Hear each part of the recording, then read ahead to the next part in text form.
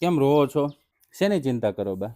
પેલા અમારે સારું હતું તે બીજાની મદદ કર જમીન હતી પણ એ લીધી હતી તે એ લઈ ગયા મારા મામાના છોકરાને એને દસ્તાવેજ નતો કર્યો ને મારા મામા હગા હતા એ પાછા તમારી જમીન વહી ગઈ બા? જમીન વહી જઈ ઘરાણો બધું વહી ગયું.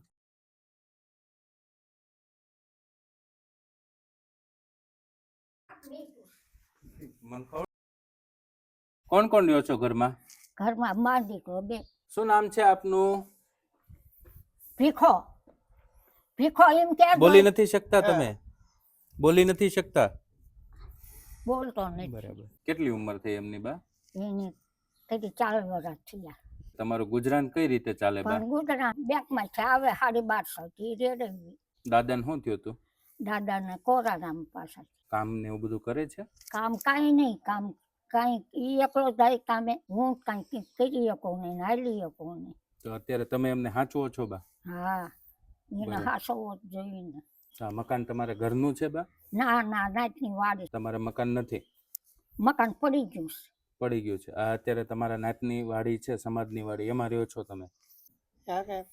નમસ્કાર મિત્રો, આજે ગામ કુંડળી, તાલુકો રાણપુર અને જિલ્લો બોટાદ કાશીબાના ઘરે આવવાનું થયું છે. બંને મા દીકરો એકલા રહે છે. આ એમના દીકરા છે, એમનું નામ છે ભીખાભાઈ. ભીખાભાઈ મૂંગા છે, એમની માનસિક સ્થિતિ પણ ખરાબ છે અને બીમાર છે. અને બાની પણ તમે ઉંમર જોઈ શકો છો, બાની ઉંમર 80 વર્ષ. પણ બા હજી થોડું ઘણું એમનાથી જે કામ થાય એ કામ કરીને પોતાના દીકરાનું અને પોતાનું જીવન નિર્વાહ કરે છે. તો આજે સેવાના ભાવથી અહીંયા આવવાનું થયું છે. આજે એમની પરિસ્થિતિ જોઈ એમને મદદ કરવા માટે પહોંચ્યા છીએ.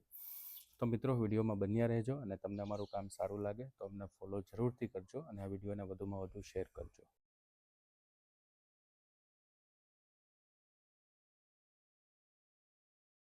આજના દિવસે આ રાશનની મદદ હમીરભાઈ અને ઈશ્વરભાઈ, હા, એમની એક નવી દુકાન કલર પ્લસ લટકણ અને લેસ, એમના ઓપનિંગ નિમિત્તે આ બંને નિરાધાર વ્યક્તિને હમીરભાઈ અને ઈશ્વરભાઈ વતી મદદ મળી છે. ભગવાન માતાજી એમને ઉત્તરોત્તર ધંધામાં પ્રગતિ કરાવે અને એમની દુકાન ખૂબ સરસ ચાલે એવી ભગવાન માતાજીને પ્રાર્થના કરીએ છીએ કે આજે એમના દુકાનની ખુશીમાં આજે આ એક એવા પરિવારને મદદ કરી છે કે જેનું મદદની બહુ જરૂર છે, અતિ જરૂર છે. બંને મા દીકરો જ છે. ખૂબ ખૂબ આભાર હમીરભાઈ અને ઈશ્વરભાઈ આપનો.